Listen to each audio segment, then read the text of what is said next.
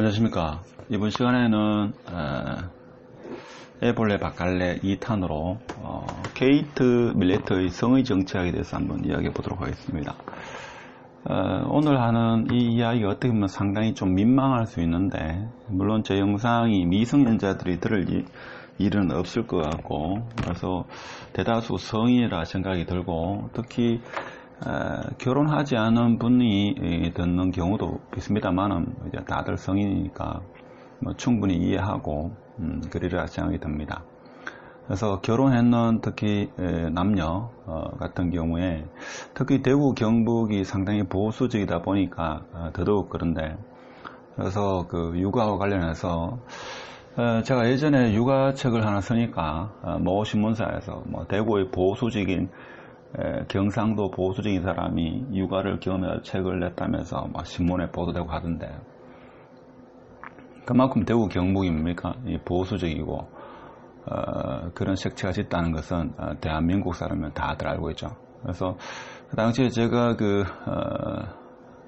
육아 관련적으로 책을 쓰려고 했을 때 여러 자료를 공부할 그 시점에 저도 이제 처음 접했습니다.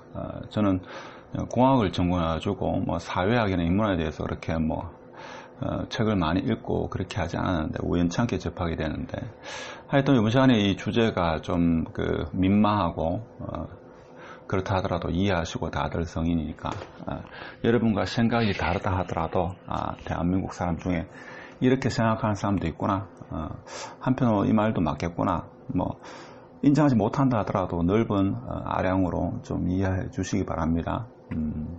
일단 케이트 밀레트, 저도 이 사람 그 내용을 잠시 봤는데, 일단 이 사람에 대해서 조금 보면 1934년 9월 14일에 미네소타주 세인트폴에서 태어났고 56년에 미네소타 대학을 거쳐가지고 58년 영국 옥스퍼드 대학에서 석사학위를 받았다.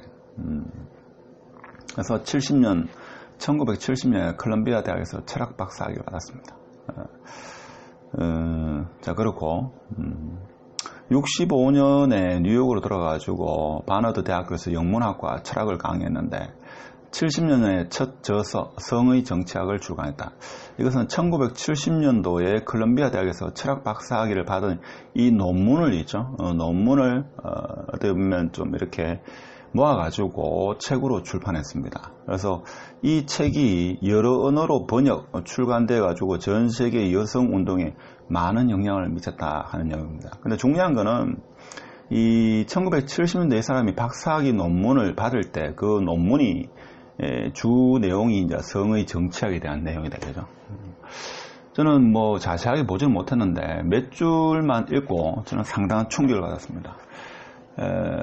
일단은 대부분의 제 시청자분들이 공부를 많이 했던, 공부를 많이 하지 않았던 간에 상관은 없습니다. 보통 박사학위 받는 사람들은 보면 있죠. 예전에는 똑똑한 사람이 맞습니다만 요즘에는 그렇게 똑똑하기보다는 그렇지 않은 사람도 오랜 시간에 좀 공부를 못했기 때문에 박사학위를 받는다, 이런 우스갯소리도 합니다. 참고하시고. 그래서 이제 중요한 건 이거죠. 이 케이트 밀레트라는 사람이 박사학위 심사위원들, 이 사람이 박사학위 논문 심사했는데 그 심사위원들이 논문 심사에서 그녀의 파격적인 주장, 이게 대단한 거죠. 남성의 권력이 집중된 부권제 사회에서 남성과 여성의 관계는 근본적으로 정치적일 수밖에 없다는 그러한 주장으로 심사위원들을 충격에 빠뜨렸다 하는 겁니다. 보통이죠. 국내도 그렇고 미국 같은 경우도 그렇고 박사학위 심사할 때 있죠. 보통 석사는 3명이 하고 박사는 5명이 하는데, 그래서 4명이 패스하면 보통 박사학위를 줍니다. 그러면 보통 박사과정에 다니는 학생들 같은 경우에는 그 심사위원들을 감동시키는 경우가 많지 않죠. 조금 논문을 써봤다는 분은 에세이 논문을 한두 편 쓰면 박사학위를 받는다, 이 정도 알고 있습니다. 그렇죠? 그래서 거기에 전공 분야에 따라 가지고 예를 들면 그 생화학이나 화학, 고분자, 의학, 약학 같은 경우는 에세이 논문이 비교적 좀 잘 나오죠. 그러니까 국내 논문도 에세이 논문에 포함되기 때문에 제 지인도 그 화학을 전공했는데 1년에 에세이 논문을 10편 쓴다고 하더라고요. 그래서 제가 10편 어떻게 써노 하니까 정말 많이 쓰는 사람은 뭐 20평까지 쓴다 하더라고요.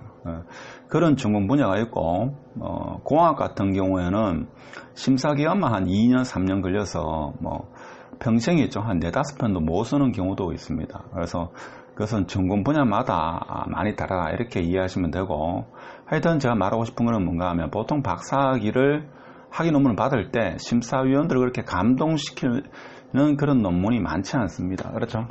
그래서 좀 그 학위를 받는 사람 입장에서는 저자시고 심사위원들은 좀 고자신데, 이 케이트 밀레트의 이 주장이죠. 그 당시에 심사위원들을 충격에 빠뜨렸다. 대단한 논문을 썼다 이 말이죠. 그래서 어떻게 보면 제 개인적인 사교로는 국내에죠. 케이트 밀레트처럼 이렇게 어떤 우수한 학위 논문을 쓴 사람이 과연 있을까? 제가 볼 때는 거의 찾아보기가 힘들지 않겠나, 저는 그런 생각을 합니다. 그럼 과연 이 사람이 이런 말을 했는데 이게 무슨 말이냐? 이게 중요한 말이 이겁니다. 좀 민망한 내용이지만, 근데 이게 사회운동을 해가지고 있죠. 페미니스트들이 이제 이 글귀를 많이 인용하다 보니까 일반 사람한테 잘 알려지지 않았는데, 이거는 페미니스트하고 상관이 없는 내용입니다. 제가 볼 때는. 그러니까 남성과 여성의 어떤 그 뭡니까? 관계를 제가 볼 때는 아주 잘 설정했다. 이러면.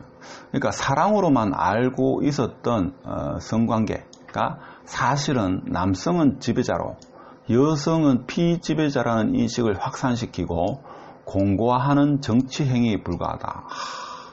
이런 문장이 나왔다는 게 저는 뭐 상당히 충격이었습니다. 그렇죠. 그래서 여성에게 성행위가 관용되는 유일한 경우는 사랑이기 때문에, 특히 성행위는 여성들을 어떻게 생각하는가 하면 이것은 낭만적인 사랑이다 이렇게 생각을 하죠. 그러니까 여성 입장에서 성행위는 낭만적인 사랑이다 이렇게 대체적으로 인식되는 것 같습니다. 근데 남성은 그렇지 않다 이거죠. 근데 남성이 여성을 자유롭게 착취하는 정서적 조작 방편을 제공하는 게 어떤 일종의 성행위다 이렇게 또 이 사람은 해석을 했다 이거죠. 제가 볼 때는 그 전에 뭐 지금도 그렇지만 이렇게 해석한 사람이 뭐 전무후무하지 않았나, 저는 그런 생각을 합니다. 하여튼 이 사람이 이런 학위 논문을 써가지고 이것을 책으로 출간한 거죠. 그래서 전 세계 많은 언어로 출간을 해가지고 많은 사람들에게 어떤 충격 그리고 어떤 개념적인 사고였죠. 우리가 어떤 남성과 여성을 바라보는 어떤 가치관이라든지 성행위에 대한 그런 생각의 전환을 가져오는, 상당한 전환을 가져오는 그런 어떤 큰 계기가 되지 않았나 생각합니다. 그래서 90년대에 그런 말이 있었죠. 무속에서로 남자는 성을 위해서 술을 마시고 여자는 사랑을 위해서 마신다, 이런 말도 있었습니다. 그렇죠. 그래서 제가 이런 주제로 사실 영상을 찍으면 그렇게 뭐 인기도 없다는 건 충분히 압니다. 그렇지만 보통이죠. 뭐 40대 위기, 40대 부부의 위기, 50대 부부의 위기, 이런 것은 제가 볼 때는 특히 대구 경북은 그러니까 예전부터 대구 사람은 뭐 똑똑하다 뭐 이런 이야기 합니다. 세 마디만 한다고 하죠. 퇴근해서 밥도 애는 자자 이런 말을 한다고 합니다. 그렇지만 요즘에는 상당히 많이 변했죠. 변했지만 아직까지도 제가 볼 때는 그 가부장적인 그런 문화가 많이 변했다 하더라도 아직까지 남아있다. 그래서 제가 볼 때는 화목한 가정을 위해서는 일단은 공동 육아가 답이다 이런 말씀을 드립니다. 그렇죠. 이건 겪어보면 합니다. 근데 겪어보면 그때 알면 늦다 이거죠. 그래서 특히 박 가는 거와 애 가는 거를 동시에 하는 여성들 같은 경우는 이제 독박 육아를 해가지고 상당히 힘듭니다. 그렇죠. 그래서 남성이 도와주는 게 아니고 같이 함께 해야 되는 그런 인식의 전환이 필요하다. 그리고 제가 볼 때는 특히 대구 경북 같은 경우에는 뭐 타지방도 마찬가지입니다만 성에 대한 충분한 대화가 필요하다. 보통 40대 중반, 40대 중반 안 가죠. 30대 후반 되면 샷다 못 내린다 뭐 이런 이야기도 있습니다만 제가 볼 때는 40대, 50대까지 부부관계가 원만하려고 하면 충분한 대화가 필요하다. 특히 대구 경북에서는죠, 이 케이트 밀레트의 주장에 근거해서 일방적인 낭만적인 사랑은 제고돼야 된다. 뭐 이런 이야기 많이 하죠. 그래서 남성들의 어떤 일방적이고 낭만적인 사랑은 다시 한번 생각해 봐야 한다 하는 겁니다. 그렇죠? 그래서 오늘 말씀드리고 싶은 건 민망하지만 그래서 여성이 좀 리드하는 어떤 낭만적인 사랑이 필요하다. 그래야지만 제가 볼 때는 좀 양성평등은 차후의 문제를 하더라도 가정이 좀 더 화목해질 수 있고 행복해질 수 있다 하는 겁니다.